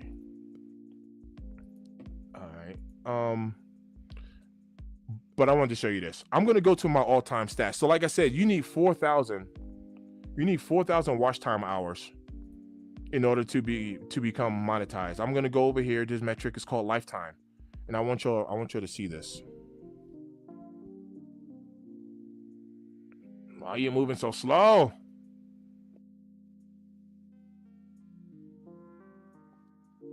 Yeah, my computer's moving like super slow right now. Because it's still showing me my channel views, but it's not showing me.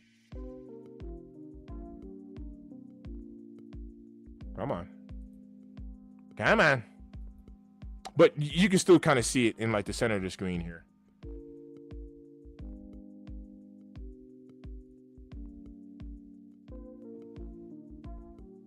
This thing is getting worse. But you can kind of see it right here. Right here, I have 9,800 total hours right here. What that means is, like, no lie, Ohio, thanks for tapping in. Get some rest. Appreciate you though. Thanks for joining the stream. I have 9,800 hours. You only need 4,000 a year. So this goes to show you, I literally doubled the amount of hours that was the requirement for YouTube's monetization. I had to work twice. This is proof. I had to work twice as hard, because what that means is, throughout the previous years, I've gotten really close to monetization, and then I started losing hours. So let me tell you what that means. Let me run through some comments real quick here. That's my other phone, neighbor Superstar Wayne. Okay. Good looks. Thanks for tapping in. Okay, nice. Look. He said, yeah, my boy's son went viral last night at the Raptors game for dancing, and people are jealous. LOL. Do you understand how perfect things need to be for someone to go viral? Man, going viral puts a lot of stress on you.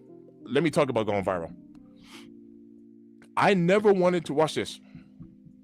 I never wanted to go viral before I got monetized, because if you go viral before you get monetized, that helps you to get to monetization. And then after you get to monetization, it's a whole new process. Like, this is the beginning of the journey. As excited as I am right now, I understand, like, all of the work that I've put in, and I put in a lot of work to get monetized. Like, no lie, I went ham. But all of the work that I put in to get monetized now is gone. I've reached a milestone. So now it's almost like climbing up to the top of a mountain, and you get to look down and be like, wow, look where I've come from. This is amazing. That was a tough climb. And then you turn around and there's another taller mountain, and you're like, all right, let me get my gear. That's where I'm at. Like, no lie, I'm literally sitting there like, wow, I made it. And then you look around and you see nothing but taller mountains around you, and you're like, all right, no, this is what's next, right? But this is why I didn't want to go viral.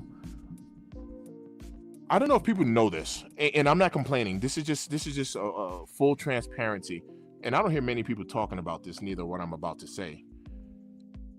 I'm really big when it comes to analytics. Everyone's YouTube channel is monetized. That's number one. Everyone's YouTube channel is monetized.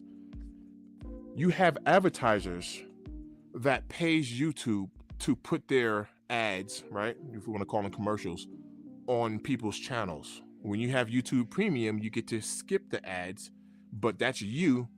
I have YouTube Premium. That's me paying YouTube to skip ads. But ads is on everyone's channel.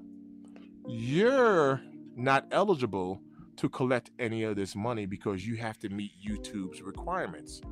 So what that means is, these advertisers that's paying YouTube to put their commercials on your channel, YouTube collects 100% of this ad revenue that's being generated or being given to them.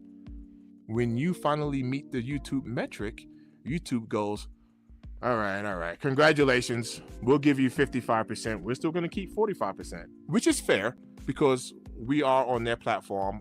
Look, I'm not complaining. This isn't a complaint. I'm telling you all, like, this is the behind the scenes things, right? YouTube collects 45% of it, and they give you, the creator, 55%. You get a little bit over half, which is fine. But my point is, for the 3 years that I've had my channel, ads have been on my channel. I just wasn't collecting from it.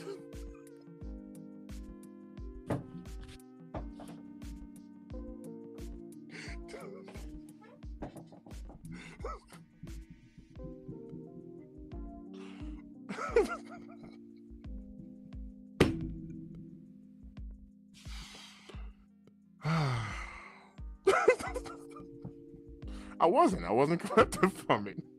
So all that means is I was an intern for YouTube for 3 years. That's what it means. And I am no longer an intern. You want to know what's so dope, JR? I shared this earlier.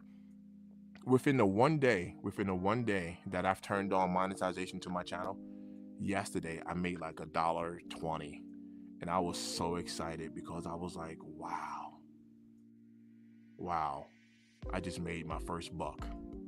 Now they have like minimum thresholds, meaning you have to meet like a $100 threshold before they, pay out whatever. They're not going to send you a dollar check or deposit, $1.20 and into your account, however how you set it up to be paid.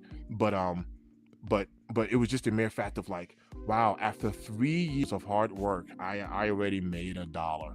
So to me that's huge, right? That's just huge. In fact, like I've already made $1 after 1 day of being monetized, And like I know someone's gonna be like, so what? But I'm like, nah, like finally all of this hard work has paid off. I've been on this stream for almost 3 hours. Family, when I get off this stream, I started playing this game, when I have time. It's called Dead by Daylight. I play Xbox when I have time, but my time be scarce. My wife was on the stream earlier. My wife's upstairs. She's probably sleeping now. My kid's upstairs. I don't think my daughter's sleeping. Actually, my son, he went to go see his girlfriend, so he's not even home. But I put time into this. When I get off this stream, whatever time it is, because I'm not tired, as you can tell, I'm not sleepy. When I get off this stream, I could easily turn on my Xbox and get it in with my boys who's gaming right now. But I'm not. I'm going to make another video about these Nigel 1 lows. I'm going to make some more content. And this is the behind the scenes stuff that this is the grind that it takes in order to be extraordinary, in order to go above and beyond. Like this is the grind. You remember the story with Kobe Bryant? You hear these countless stories where people be like, man, I went to the gym. I got there like an hour early. Kobe was already there in full-blown sweat. Yep. And then when practice was over, I grabbed my bag and bounced. I still heard a ball dribbling. And I look around.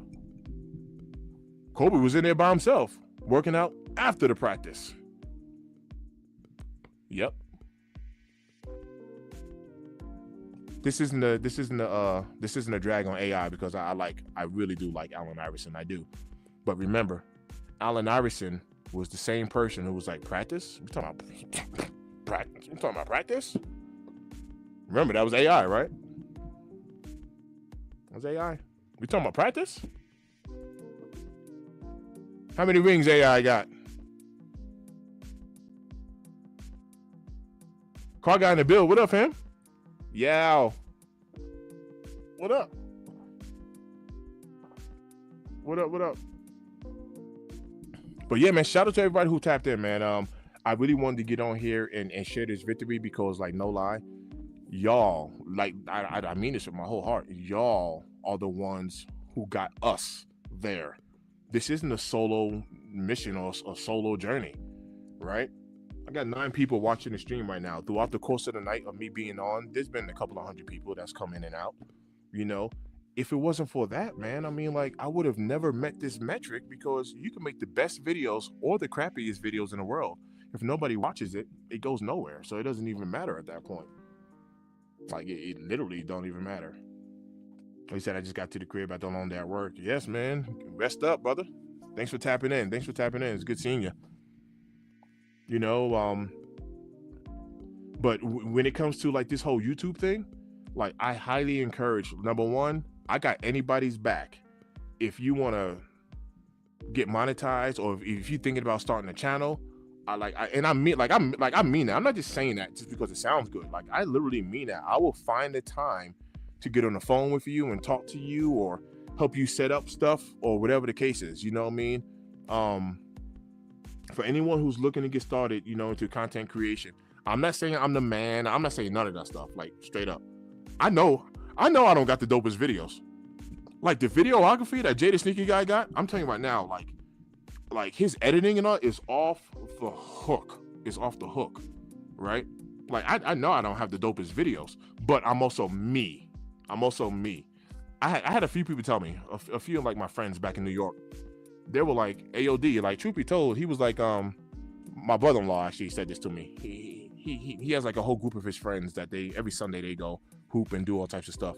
And he was like, yo, we put your video on, we watch your video, and then we'll talk about it or whatever. And I was like, oh snap, like, thanks, and like, good looks, you know what I mean? And he was like, yo fam, people get connected to you. Let's be honest, like, let's be completely honest. If you know about sneakers, or if you are in this field, we already know everything about the sneaker. You don't have to watch my review, right? You know about it. You know if you're getting the sneaker or not. You don't gotta watch 17 different reviews about a sneaker. You really don't. Everybody's already watching Wear Testers and Fomer Simpson and Jada Sneaker guy, and he got kicks, and everyone's the vintage. Tony Detour Wild, everybody's watching all of the bigger, myself included. I watch all of those guys too. I don't watch Jada Sneaker guy as much, no hate, but because I got to make my own content, you know what I mean? But I watch Wear Test. I watch all of the bigger guys. Skip Goes Hard, the dude is funny. I watch all of these people as well. I follow all of these people. I watch all of their content, including my guys, Wear Your Kicks 26, J Elevate, and King Midas, Kicknology, Plenty Hardaway. I watch even my own people. I do all of that. I make time for all of that. But at the end of the day, you ain't really drawn to no sneaker. It's the person. So here goes a golden nugget behind business. A lot of people think that when it comes to business, it's all about making money. It's not. Building business is all about relationships. When you build relationships with people, money is always exchanged in relationships. When I say always, money is always exchanged. You build a relationship with somebody, and eventually there's going to be some sort of money flow that's going to happen. Whether y'all are making money together or you're exchanging money amongst yourselves or whatever, but there's always money exchange. It just does. And that comes at the cost of relationships. So if you focus on building relationships with people, literally everything else is going to follow. It'll follow. My bad. Let me get to some comments. Come over here blabbering. All right. He said, I'm going to rock my Nordwalk tomorrow. They so fire, bro. Yeah, them joints is clean. Gerald said, very good point, bro. Yeah, them SB Dunks is tough, man. Kicking Trip said, word, it's about how people connect with you. Hard facts, fam. Hard facts, man. Thanks for tapping in too, bro. Like, watch this. I'm gonna use Kicking Trips as an example. This man has his own YouTube channel, a fly channel like that. But look at him. Look what he's doing. He's pouring into here, and that's what he does. Like, he taps into one pair at a time. He's showing love. He's taking time out of his day, just like y'all. Right? I'm grateful. But this man, he got things to do, just like y'all. But yet y'all are sitting here showing love, because when it comes to this whole algorithm thing and all that, this algorithm is pointing out people that's watching, right? How long they view duration, how long they stay in and watch your content for. This algorithm is so smart. If you like the video, like, the algorithm takes your video and it takes your video and it disperses it to a small amount of people like this, right? And then time goes by and they see the reaction from it. They see how these people reacted to it. So they send it out to a bigger group of people, and they see how they reacted to it, and they send it out to a bigger. The algorithm is kind of funky on how it works. So even when people ghost watch, that means that they don't subscribe to your channel. All of that stuff really does help your channel. Like, it really does help. A lot of people be calling out ghost watchers. They'll be like, yo, my analytics told me that 80% of y'all ain't even subscribed to my channel. Y'all need to sub up. I honestly really don't care. But I'll be honest, I really don't care. Ghost watchers are watching my channel from behind the scenes, so I really don't even care, to be honest with you. Y'all can watch from behind the scenes and never hit that subscribe button. Thank you for watching. That's the most important part. You know what I mean? Is that people be watching my stuff. You know, so. But I do appreciate the love for sure. Sauce Walker new music video.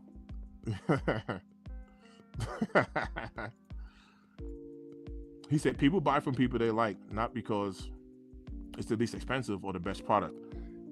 Car guy? Correct. For sure. I want to speak on that. I'll give you all a perfect example. A barber. Respectfully so, when you go to a barber shop, and this is applicable literally in every area of life. When you go to the barber shop, everybody there went to barber school. Everybody in that shop knows how to cut hair. Everybody. When you walk into the shop, you're gonna dap your barber up. Yo, what up? What's good? And he'll tell you, yo, I got 3 heads, before you waiting. You look around, there's 5 more barbers in there that got empty chair. All of these guys know how to cut hair. What are you gonna do? This is an interactive one. What are you gonna do? Tell me, somebody tap in and tell me what you're gonna do.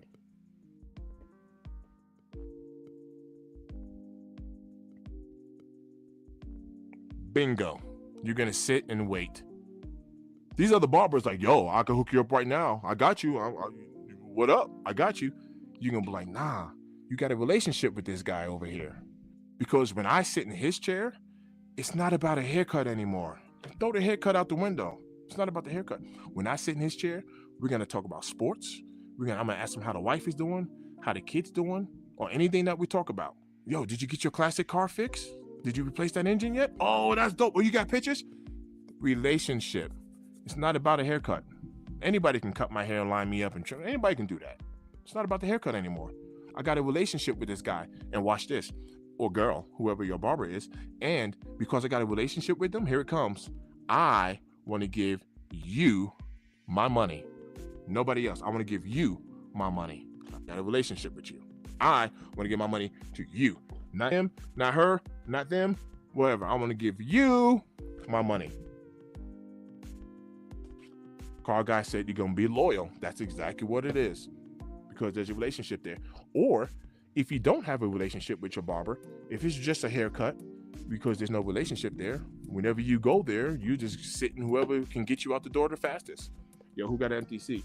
All right, yo, can you do this for me? Thanks. You pay him and you walk out the door. You know what I mean? Because there's no relationship. That's a golden nugget behind building business. People think that it's about money. Oh, I'm just want to make the money. Worry about the money, man. Don't worry about the money. The money comes. Just build relationships. That's all you got to do. Golden nugget in business. Car guy, I saw you posted something about sales. I've been in sales my entire life. I sold cars for 13 years. It's the first law in sales.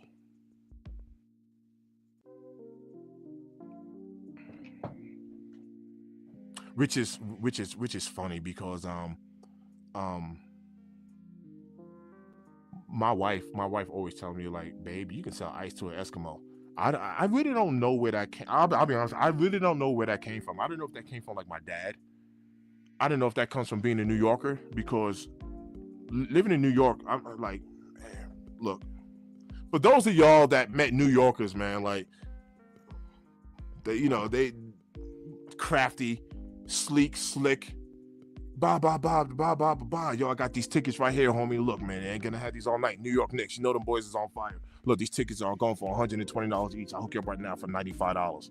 Matter of fact, I like your shoes. I'll hook you up right now for $85, man. These are some good seats, right? Look it up on your phone. You're looking at me. They're talking real fast. You know what I mean? Like, You like Broadway shows too? You know, never been to one, have you? They got Disney on Ice. Kids love it. Boom, boom. And and the tickets are going to be fake, by the way.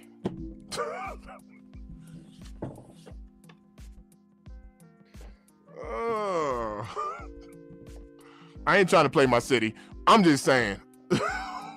Look, that's how it is. The real slick talking. You know what I mean? Slick talking.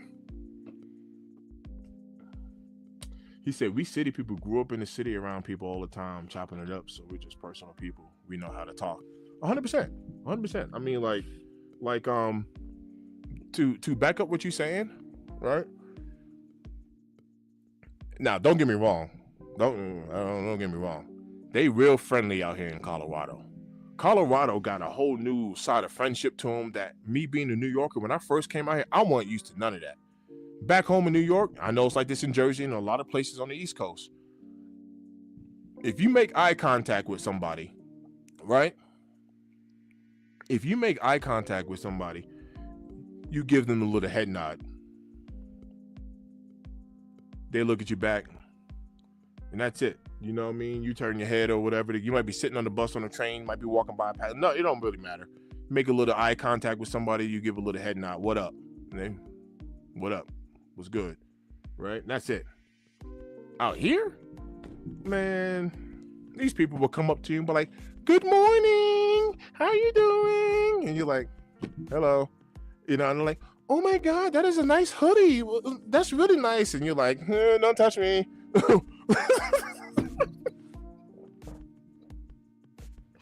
People out here are a little bit too touchy and all that stuff.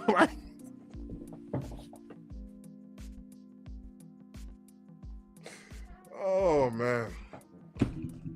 Oh man. Super friendly. I'm like, all right. Have a good day. Good night. Like, good seeing you. But also, all jokes aside, watch this. You have to be what you seek. So if you want people to be respectful to you, you have to be a respectful person. If you're seeking a good, honest, like solid friend, you have to show yourself to be a good, honest, solid, friendly person. You have to be what you seek because that's what you're going to attract. So that is very important, right? Like, do unto others as you would have them do unto you. You know what I mean? Like take care of others, you know, pour into others and they'll pour into you. Be a giver. You know what I mean? Try to give more than what you receive. It'll come back around to you. It'll be, watch this. Everybody has a birthday. And one day it's going to be your day. One day everybody's going to come together for you. That's what this gathering is right here. Y'all are showing love and coming together for me because I hit this monetization mark and I'm grateful for that. This is my turn. This is my turn. Y'all ain't hating. Y'all, nah, screw this dude, man. Who do you think he is? You know, y'all ain't acting like that. Y'all are showing love. And guess what? I'm gonna show love right on back. I was there for Jay Elevate. He was the second person in the group. Because he was the second person in the group to get monetized. Hard facts. That's hard facts. Dang, it's 10 o'clock already. And I didn't eat. My daughter's texting me, telling me she's hungry. Let me see what she's talking. Let me see what she's talking about. All right.